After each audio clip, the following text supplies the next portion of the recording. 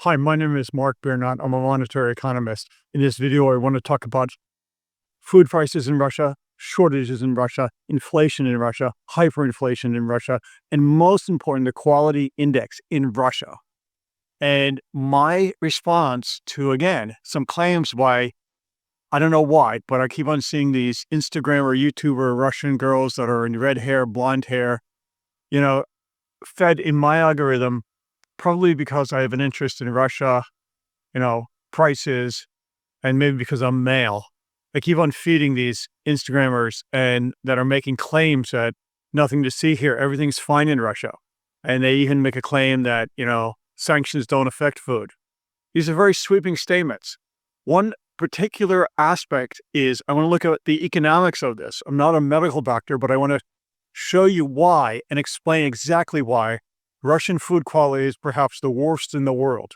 What they're showing you, I wouldn't feed to my dog. It's not food, okay? I wouldn't feed it to anybody's dog. This is not an exaggeration. Number one thing a lot of times they show you is the oil.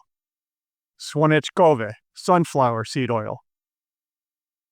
Zhapakove, rapeseed oil or canola oil.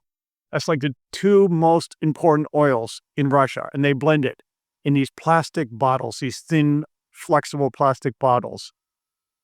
What is wrong with that? First of all, to extract those types of seed oils, you have to heat it to 200 degrees Celsius. Then you have to add a corrosive solvent. These create aldehydes. They create free radical, unstable polyunsaturated. The ratio polyunsaturated to omega-3s in those are 32 to 0. It's one of the worst ratios you could ever achieve.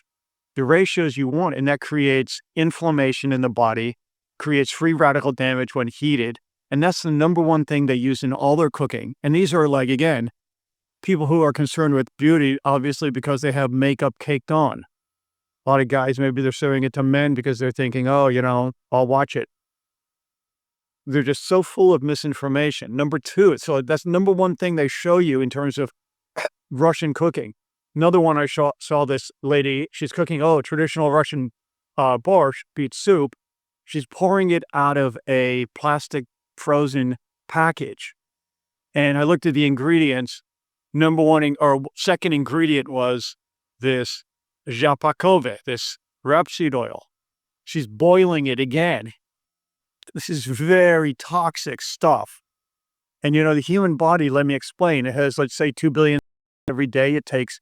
It has some mutations, and I've explained this to you before, that there's like a P53 gene, and as well as other processes through human evolution that repress mutations, and they'll cause cell death. So there's different types of cancer. There's genetic inherited, let's say it's 15%, and somatic, which arises during the lifetime. And as cells replicate, just like, a photocopier, each copier is inferior. And through evolutionary mechanisms, your body knows when to prune it out. But if you keep on exposing it to this, oil that the Russians cook with in, I'd say, 100% of their meals, you're going to have problems. And maybe that's one of the reasons that their life expectancy is so low, especially male life expectancy. And if, not to make a stereotype or anything, and it isn't, peace and love, all people are beautiful, but you see almost something like rapid aging. A lot of the young people look good in Russia when they're in their 20s, but then you look at their parents and, oh my goodness, what happened? And so this is different than you might see in places that are more enlightened about food quality. And certainly you can't make the argument it was ultraviolets from the sun, because they don't get a lot in Russia. So we know that the oil is very bad. The dairy, all the dairy products, the yogurts, they're sweetened with sugar. And what does this cause? Insulin resistance, not to mention insulin growth factor from dairy. But the dairy have, that's another story. Their dairy is not regulated like the EU. They take pride in the amount of chemicals they use. And these chemicals have residual effect. They accumulate in the fat tissue of the animals and go into the milk. So you can look it up, insulin resistance, growth factors, and sweetened dairy. their bread, you think, okay, the land of bread and all no, the rolls were mostly pastries and white bread, low fiber. Fiber was used, and you can look at the increase of things with, like, let's say, colon cancer. Okay, you gotta be aware of this increase of fiber. They're all eating the white bread and all the tasties. And then the Instagrammers show you, like, these candies. I wouldn't feed the candies to, the bread. I wouldn't feed to pigeons. I wouldn't even feed them to rats. Well, maybe rats would eat them, but I know the pigeons here probably wouldn't. Uh, so so they're feeding them to their families, and the candies and sweets that they buy are these little wrapped candies in plastic aluminum, and they come with colorants and dyes, and I can tell you this for a fact, and they feed them to their children. So this level is called quality index is very low. I think Norway has probably one of the highest. It depends how you measure it. Obviously regions in the US could have it higher, etc. But it's like Norway, I think Canada has really high. And Russia's all the way down to the 50s, 40s, 30s on this 1 to 100 index. So when you're talking about economics, there's things called normal goods, complementary goods, substitution goods, Griffin goods, luxury goods, but inferior goods. Inferior goods are when people replace, when their disposable income goes down, normal goods with inferior goods. And that's what looks like is going through the food chain in Russia. The meat, 100%, it's all got nitrates, MSG, conservatives. Even their pickled things they're all proud in is made with white vinegar, which lowers white blood cell counts. You can look it up and research it yourself. I'm not making any kind of claims here. So every aspect you turn, they're vegetables. None of them are fresh. It's not like, you live in North, because remember, there's zone 4 or 5 or something growing. It's not like you live in Minnesota, you can get them from California or Florida. All their vegetables are super tight wrapped in plastic. Nanoplastics can't be siphoned out with reverse charcoal filters. You can maybe reverse osmosis. So they're super, iceberg lettuce wrapped in really tight plastic, and that's their vegetable. And the other thing I ask is, you go into the stores, they're showing you, there's no men there. A few, the ratio of women and men are all out of whack, and there are very few people. And they're saying, well, I go during a time when it's not crowded because I'm shy. That's not true. Any time of day I go into the market here, and there's people, there's money in action. And I see, again, what is a luxury good? Maybe some luxury goods appear there.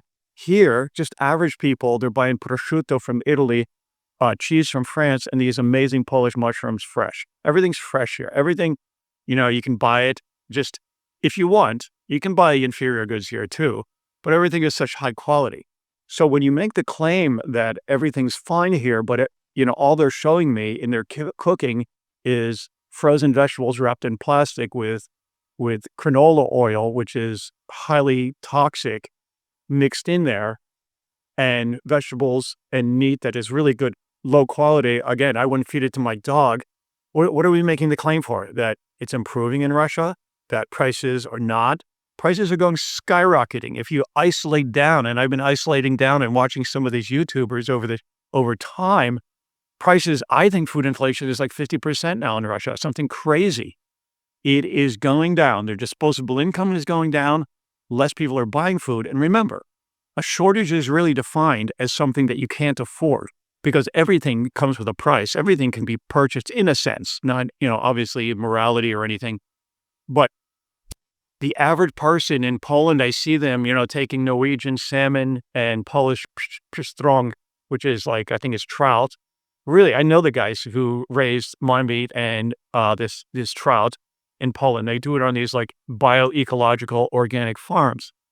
In Russia, everything's super smoked. You can look up smoked food and its effect on digestive tract, or super salted or something like that. When I went to Russia, I brought protein bars the last time I went there, because I just know this fact about Russia. It just keeps on going down. I can't go there now, obviously, because I'm probably banned. I wouldn't dare. I wouldn't want to. So a lot of you guys out there thinking, oh yeah, I could see myself maybe even with this lady. Don't believe it. It's such a primitive, unsophisticated, at least in the lack of nutrition and knowledge. And, do you want that person feeding your kids?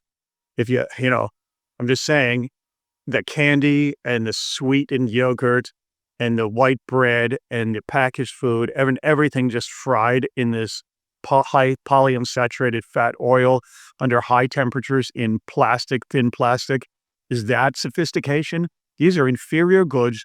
It's a food shortage, and you're going to see real food shortages. Winter is coming to Russia. It's not like in Poland we have open markets. Ukraine has open markets. They can get whatever they want.